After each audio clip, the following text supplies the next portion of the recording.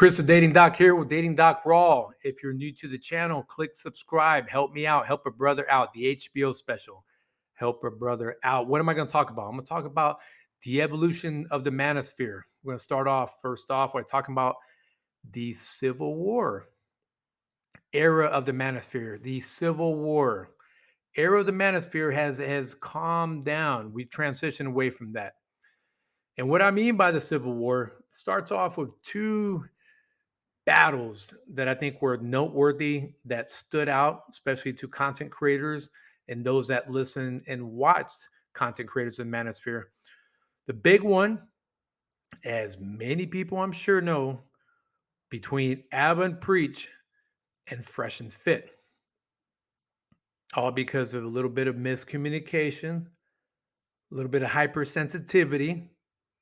Now, I admit I was a bit biased. Okay, I was a bit biased due to having some beef with Myron Gaines during a live panel with Offie Kingdom. This was about, I'd say, at least a year ago. Shout out to Offie Kingdom. However, I do congratulate Myron, aka Amru, because that's his real name, on his success. I say this as someone that recognizes the real. And it's definitely not to lend my hand out in friendship.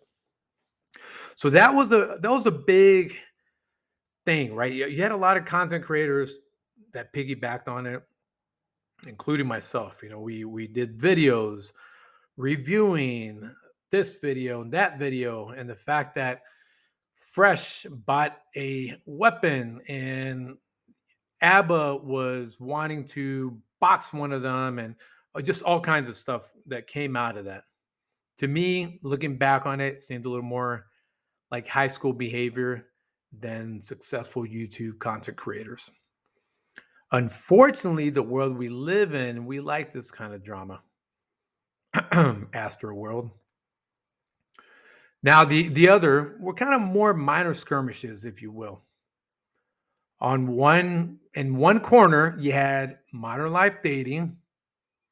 Okay, John Hogwood from Modern Life Dating and John Anthony Lifestyle. And they also went at it. Again, this was more allegations that dating course material was being stolen, was being refabricated and sold under someone else. I'm not going to get into the details. And then another skirmish, if you want to call it that, was Miggy Dictionary. I'm not going to use unfortunately the movement Miggy Dictionary. I'm just going to leave it at that. I'm saying it wrong on purpose. He had these 4+ hour live streams that were pretty much against anyone and everyone that wasn't part of his pill movement. Ironically, what made me laugh is he would call out a lot of grifters and then push his book. He disappeared.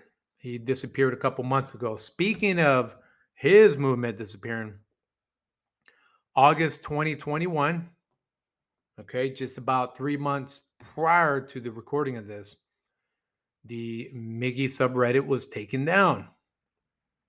And I'm sure feminists were rejoicing.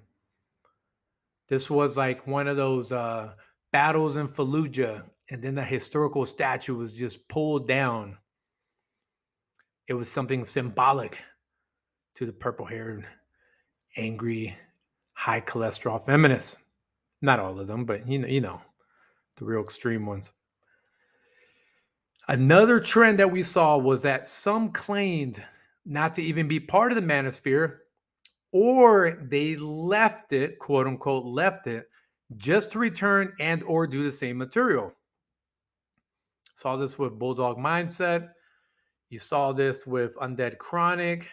Just many that and again, these are just two that I saw from the get-go that said, hey, I'm no longer part of the Manosphere. And then they return and do the same material. I understand where they're coming from. Just because I named them doesn't mean they're wrong. They were wanting to move away from the toxic, stupid, juvenile, confrontational, worthless, candy side of the Manosphere. but we're all part of it. We were all roommates in this house with some rooms being really dirty and unkept, and then other rooms that were clean and had some vibrance and life to them. But we're all part of this big old mansion called the Manosphere. What I normally saw was also others that were oversensitive, or better yet, hyper aware, and deemed anyone that didn't adopt their pale way, the different colors, of thinking them as grifters, especially if money is involved. And again, I also say this as very neutral observation. I also tend to agree. If you're a YouTube content creator and you're charging more money than a licensed therapist or counselor for coaching, then yes, you're a grifter. I saw this 15 years ago in the Don Juan discussion forum. Come on out and meet a pickup artist, and he will help you get laid for only $2,000 that weekend. Come on now. In some ways, these folks are leveraging their popularity instead of their expertise to charge the prices they do.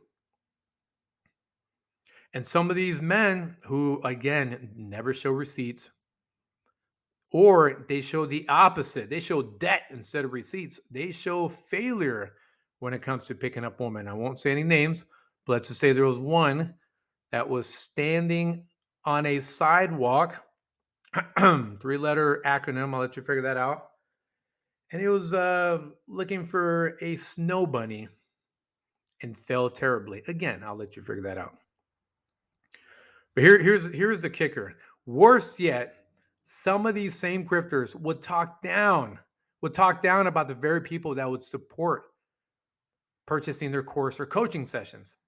That is not a good look and not reflective of a man of character. How the heck are you going to talk about the same people that fund you? Makes no sense. I alluded to this, but another trend we saw was defining the pills. It also felt like the pills were being made up every week. There was a new pill. I think the last one we saw was the white pill movement. I'm not even going to get into that. Without the advances of the red pill movement, there wouldn't have been all these pills and hey, adopt this way and adopt that way. It almost felt like denominations of a religion. People just wanted to put their own spin and hopefully get followers. That has quelled, that has calmed down. So now the second half of what I'm going to do is I need to talk about what we need to do, how we're going to look beyond for 2022 and beyond. What do content creators need to do? Content creators must be able to approach their frustrations with women, the frustrations and anger they have towards women, to women. Okay, they have to be able to approach these frustrations to women, not just talk in an echo chamber, not just talk to the choir. I say this because, as I said it before, I'm a dating coach first before I was a content creator. I admit I don't have the time bandwidth for the production value, live panels, or overall YouTube investment that others do. My hat's off to them. Okay. But here's the thing is the rage, the complaints, and even the overuse of high value man and how to define a high value man will die down in 2022 and make way for a new type of content creator. What's going to happen? Some will outgrow this.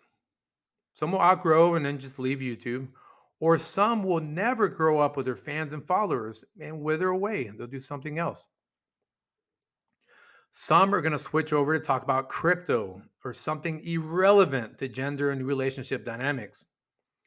Be leery, be real leery if they quickly make the switch just to sell another high ticket course. Come on now, you're going to have someone who just went from 2 months ago talking about red pill to 2 months later now wanting to tell you about how to invest in crypto. Okay, where were their passions, right? For only $9.97. Here's the thing. In the end, those that consume the content need to be aware if they're coming to be entertained, inspired, and or educated. Again, this is something I've also alluded to about being able to discern what you want from a content creator. Some content creators, they might be good at entertaining you at the detriment of a skewed belief system, such as teaching you how to get women, yet telling you how to avoid them. Come on now. While others might not be as entertaining, but will have some valuable, prudent advice. So, what you're going to see the switch. You're going to see people really wanting to get back to the roots of benefit towards men instead of all this juvenile, because we saw that the drama between Ab Preach and Fresh and Fit, we saw that all this exposed videos and the real personality of Mickey Dictionary and what he really looks like. In the end, it made for great TV, quote unquote, right? Great man TV, but we know we're better than that.